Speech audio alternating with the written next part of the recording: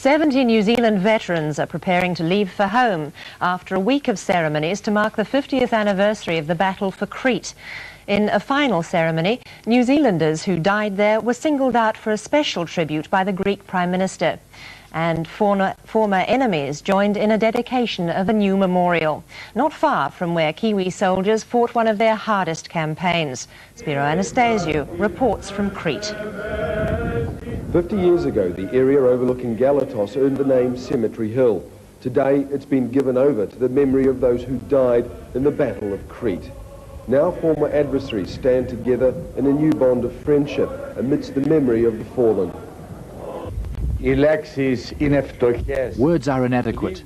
They say little about those who fought and died in May 1941, but their deeds remain and will never be forgotten. It's also been a chance for renewing acquaintances under much happier circumstances.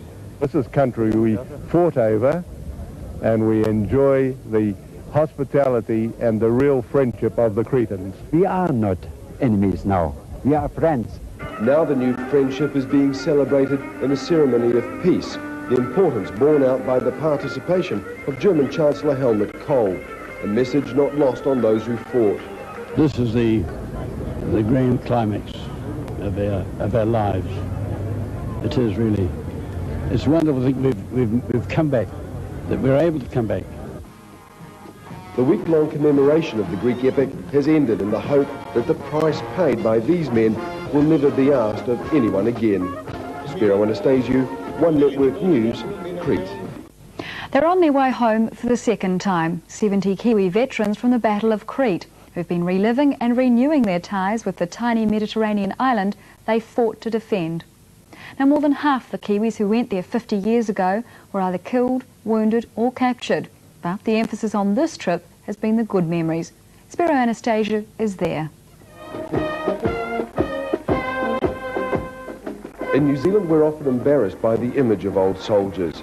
But here in Crete, not only do they remember the New Zealanders who fought and died on the island, they honour and welcome them.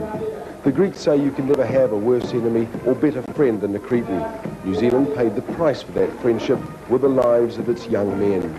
The Cretans appreciated the sacrifices the New Zealanders did on an island probably 10,000–12,000 miles away from their own country, yet they fought. It was a bond that would cost the Cretans dearly. 25,000 were to die at the hands of the Germans, 1 out of every 16 people on the island, many executed for helping Allied soldiers stranded after the evacuation to North Africa. The Cretans did know then that if they were caught to harbor any soldier from the Commonwealth troops, he would be executed and his family, but they never stopped to help and harbor them. But the Germans also paid a price for their occupation.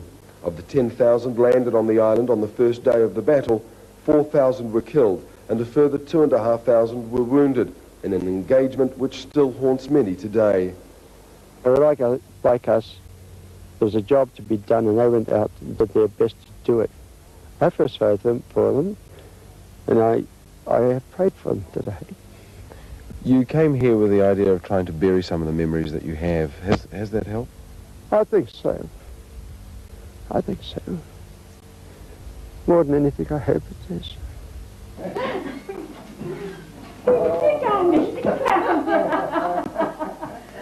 Those who escaped the Germans to live in the hills with the help of locals have a different bond to renew here now. Nina Katsuli's late husband was awarded a military MBE for the help he gave fugitive Allied soldiers like Phil Ryan.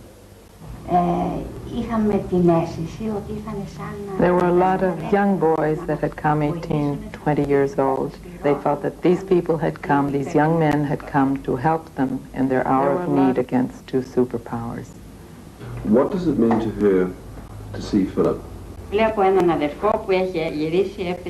sees a brother who has been away for 10 years and has returned. The 50th anniversary of Crete has been a time to honour the memory of those who fell, and a time for former enemies to look ahead to a future of peace and friendship.